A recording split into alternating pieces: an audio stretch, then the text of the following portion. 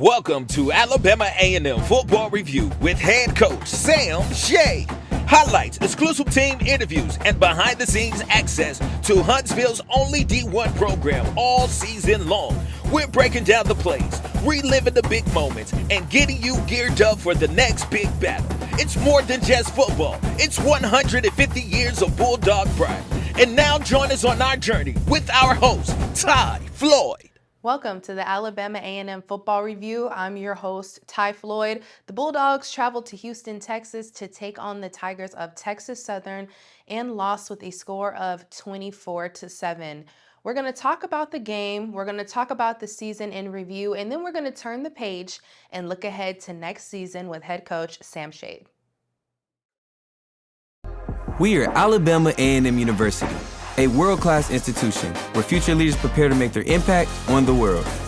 Here, education isn't just about learning, it's about leading, with nationally recognized programs in STEM, agriculture, business, and the arts.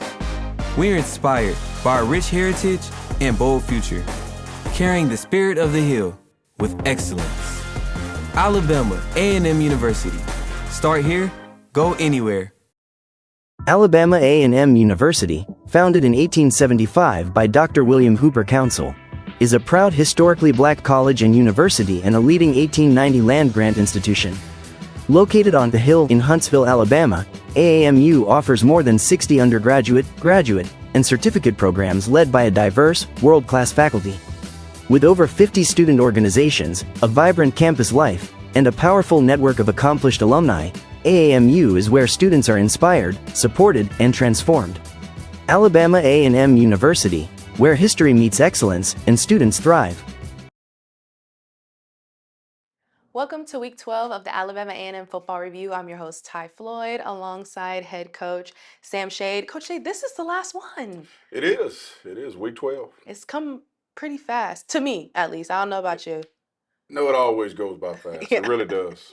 The days are long, but the weeks are short, is what they say sometimes. But let's go ahead and get into it. Played in Houston against Texas Southern. Took a loss 24-7, but there were some good aspects of the game starting out on the opening drive. Really, we're hitting the ground in the run game. Isaiah Wokinquo found the end zone, but he fumbled in the end zone, and that ended the possession. Texas Southern recovered the ball. What did you see on that play, and then how do you think that impacted momentum as the game went forward? Well, unfortunately, he was going into the end zone and he, just lost possession of it as he was crossing the goal line. We had a really good drive going right there. And, just unfortunately, I do think it took a little bit of the wind out of our sails early on. It shouldn't have because it was early in the game and, we had success moving the ball downfield. But I do think that, it had a little bit of effect on our team at that time. Then going into the second quarter, Jordan Chambers-Smith is the one who connected with Davion Walker for 44 yards, a touchdown. How did you guys draw that up? How did you design that and execute it? Well, the offensive staff, we've actually worked on that for a couple weeks and, pulled it out in that ball game and just great execution. It's a double pass. Eric Hanley throwing it to Jordan Chambers-Smith and then Jordan Chambers-Smith finding Davion Walker wide open downfield. So, just great execution right there. Good call by our offensive staff. Texas Southern stayed on the field quite a lot along with the defense. They were really doing well in the running game. What adjustments were you trying to make to stop the run?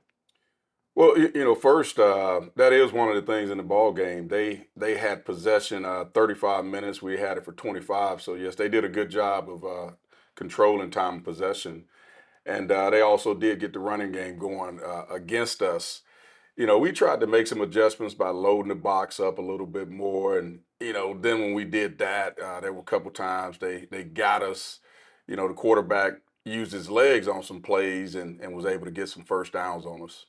Over the course of the year, especially in the beginning, we've talked about the defense, where they needed to improve. And over the past couple of games, I would say since Grambling, they've really showed their strength, keeping a lot of games close, getting off the field.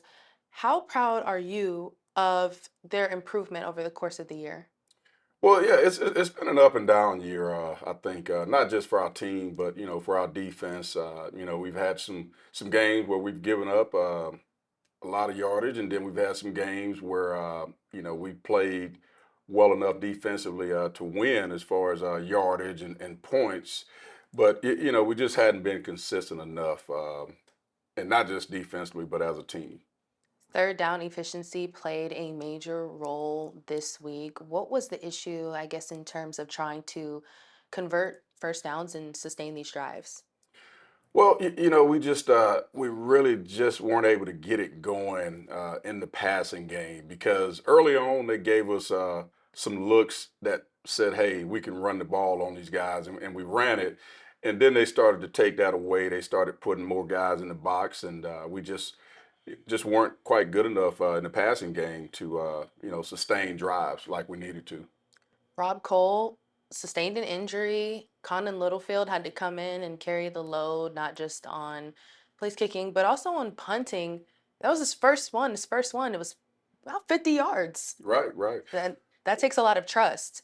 So Rob's been dealing with a knee injury to his non-kicking knee for almost a month now, for quite a while, and he's scheduled to have surgery and everything. But so Conan, we knew going into the ball game there was probably going to be an opportunity for Conan, and he stepped up. Did a really good job in the punting game. Season's now over. We played our last game, and as you look out over the course of the season, what are your highs and what are your lows? What are some things that you look at the program and you say, okay, we could take this into next year? And then what are the things you're like, okay, we need to leave this behind? Well, to start off, early in the season, I thought that we did some good things, had some success early on. Then, just felt like we kind of, hit some downs, and some of that obviously was some of the injuries that we had. Obviously, the big one was to Quad Brown, and losing him and losing his leadership. That was something that I felt like was tough on us as a team. And then as the season went on, our guys kept fighting. We really had some tough ball games with some outcomes that were not what we wanted, but we stayed together as a team. We never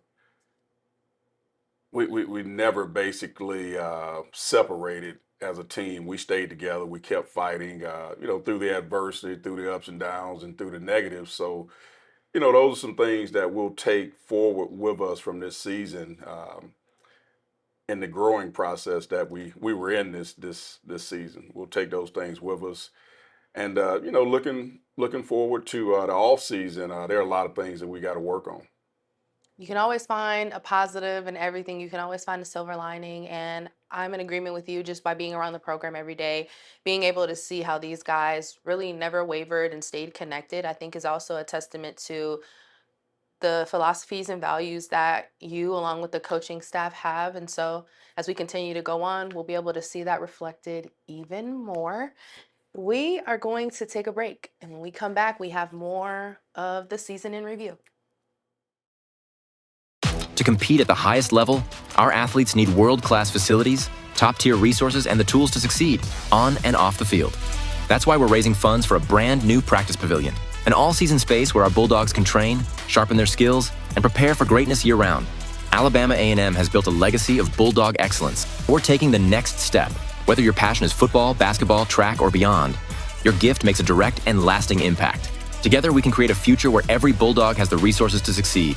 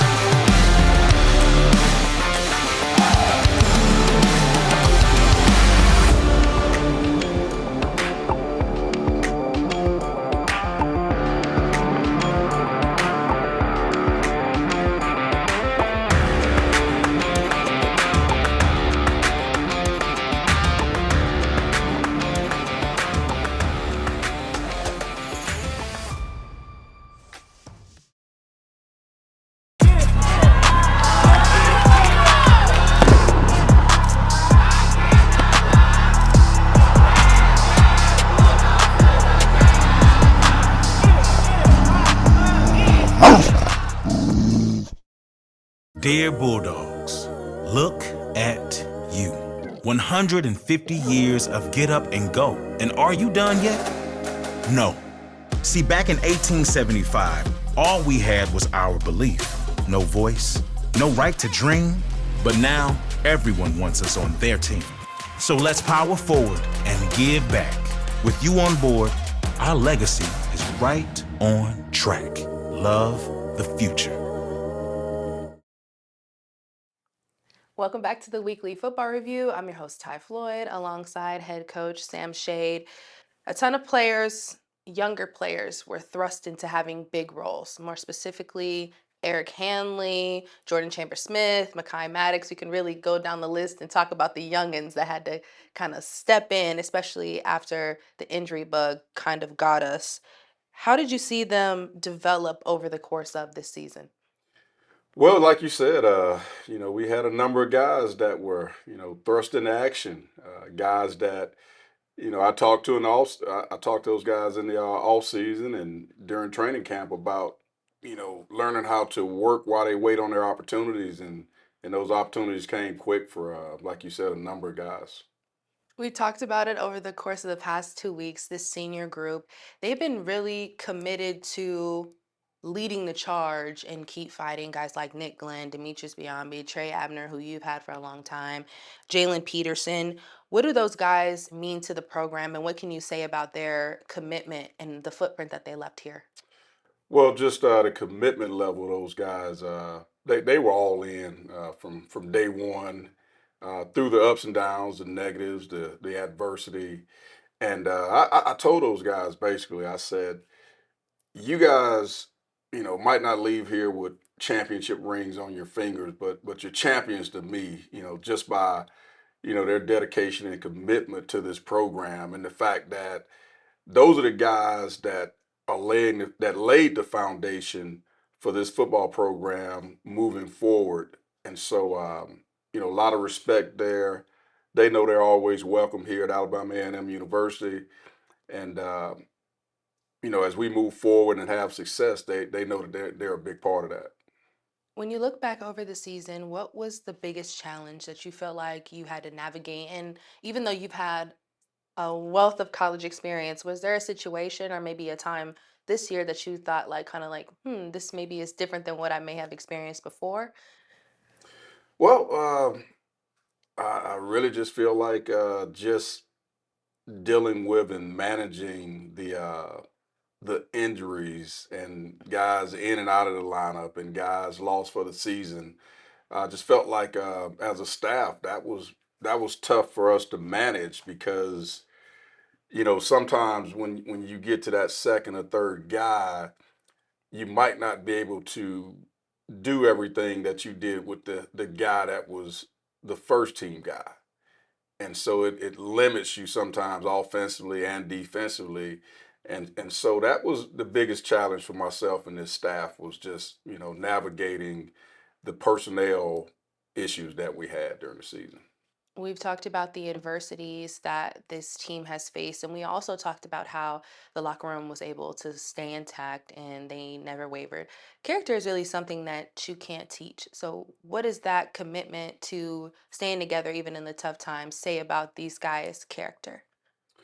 Well, it says that we became a family. We were on a journey this season, the 2025 Alabama A&M University football program. We were on a journey, and we were on that journey together. And through the ups and downs, the adversity, negatives, we stayed together. That's something that it revealed the character of this team. Although we didn't meet the goals and expectations that we had for this season, we still stayed together. We still kept fighting, and I'll never forget this team.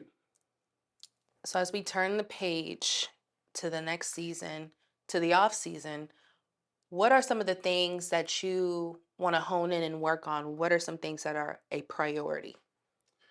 Well, the first thing is we're jumping right into recruiting.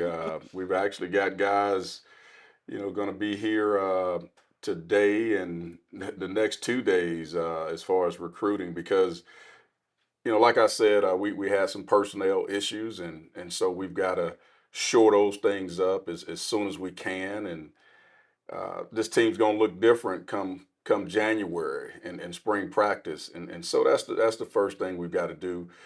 Then we've got to reassess ourselves. We got to self scout ourselves, and some of the things that went wrong, we've got to fix those things in the off season. We've got to, look and see the things that we might not be doing well. How can we do those things better? How can we improve offensively, defensively, and special teams? So we've got a lot of work ahead of us as a staff that we've got to do in order to improve this football team. In terms of recruiting, when you are evaluating these guys from a skill standpoint and even just from having conversations with them, learning more about them and their character, what does it take to be a part of this program? What does it take to be a Bulldog? Well, I go back to the chase. It takes discipline, it takes accountability, character, good habits. Shoot, I mean, just they're a great attitude. Guys are going to sacrifice. Guys that are committed to excellence. So, we still have our same core values that we talked about from day one. Those are the things that it takes to be a bulldog, and those are the type of guys that we're looking for. We're not just looking for talented guys. It's not just about talent, but how do you fit in this program? How do you fit at Alabama A&M? Those things are very important to us. You'll have to reassess and then just kind of continue to lay some bricks on the foundation. But we're going to look ahead to the fall now. In the fall, week 0, the MEAC SWAC kickoff challenge in Atlanta, when the guys take the field, where do you want to see the biggest jump have happened? Is that in the mental aspect, the physical aspect, schematically? Where do you want to see the biggest change? All those areas. No, I really do. Yeah. Because obviously, I think that our mental toughness has to improve this off season. There were some times during the season where when things were going well, we were playing well, and then when we had some adversity, I think that sometimes we lost focus, or we dwelled on the negative, or we kind of wallowed in the adversity a little bit, and so mental toughness is a big part of it. Obviously, I want our team to look differently, personnel wise. I do feel like we can make some improvements at certain positions. That's got to happen. And then schematically, we've got to be better in different areas of, say, offense, running the football consistently. Defensively, we had some okay games recently, but we've got to be able to consistently stop the run and make teams one dimensional. And in the kicking game, there are things we've got to shore up there in the kicking game. So just across the board, we've got a lot of work to do before we get to that SWAC MEAC challenge. We got a lot of work to do. We talked about some of the players that will be coming back. Eric Hanley is coming back, Makai Maddox, Jordan Chambers-Smith, Frank Pierre. We could really go down the list here. What excites you about this core group of guys returning? And especially when you think about the adversity that they faced and all the things that they learned from this season, they'll be able to carry forward. Well, yes, I feel like as a team, we will have a core group of guys that will be returning that I feel like have learned a lot of lessons through this season, through the losses. They've learned a lot of lessons that are going to help this team grow and move forward. And those guys are going to be counted on. They're going to be counted on heavily. I don't feel like we had enough leadership on this team, or enough guys that were the leaders of the team, and that's part of it. But I feel like with this group coming back, I think we're going to have more leadership, and that I'm hoping that helps us as we move forward.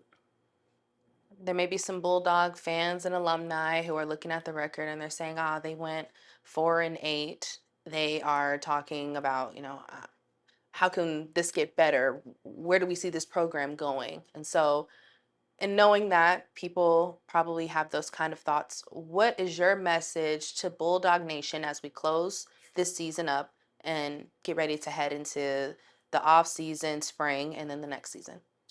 Well, I want our Bulldog fans and alums and everybody that loves Alabama A&M. I want them to know that this coaching staff will be working tirelessly this offseason to improve this football team in all areas, in all aspects, personnel-wise, schematically, offensively, defensively, special teams, and just the overall makeup of this team. And I go back to, improving our discipline, our accountability, our character, our habits, our attitudes, the level of sacrifice, excellence. So, we're going to leave no stone unturned trying to make this football team the best football team that it can be. Coach, I'm excited to see what we do in the off season. I'm excited to see the players that we bring in. And I think that we're just going to continue to be great on the chase. Right. Thank y'all so much for joining us this season for the weekly football review. Greatly appreciate it. To stay connected with us, make sure you keep up with us on all of our social medias. And as always, go Bulldogs. Thanks for watching the Alabama A&M Football Review with head coach Sam Shea. Your support is important to us and the outstanding student athletes here on the Hill. We encourage you to support the entire athletic program and become a season ticket holder, or be a part of something much bigger and become a torchbearer. Visit aamu.edu for more information. Until next time, stay connected and go Bulldogs!